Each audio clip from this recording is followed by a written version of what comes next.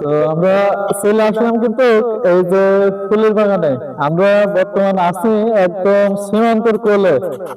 কি আর বলবো, এখানে বলার মতন কিছু নেই আমাদের।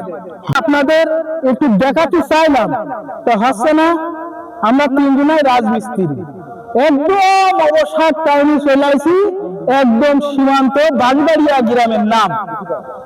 এখানে একটা আঙ্কেল মিষ্টি বানায় 1 কেজি, 2 কেজি, 5 কেজি।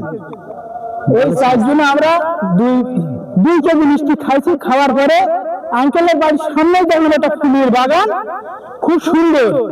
এই ফুলের বাগানে এসে আমরা এখন একটু আনন্দ উপভোগ করছি। পাশে আছে আমাদের লাউ বাগান, ভুট্টার ক্ষেত, ধানের মাঠ।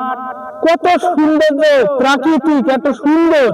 এই কুয়াশা না হলে, হ্যালো গাইস, আপনাদের আরো সুন্দর সুন্দর জিনিস আমরা দেখাতে পারতাম, কিন্তু আমরা এখন দেখাতে পাচ্ছি না, সময়ের অভাব। আমাদের বাসা আবার অনেক দূর, মহেশপুর থানার ভিতরে অবশ্য, তাই একদম সেই থানার কাছাকাছি। এই জন্য আমরা কুয়াশা না, তাই এখন খুব একটা এনজয় করতে পারলাম না, আর আপনাদেরও দেখাতে পারবো না। যা একটু দেখাইছি। সুস্থ থাকুন, ভালো থাকুন ভাইরা, আমাদের জন্য দোয়া করবেন। এই পর্যন্তই।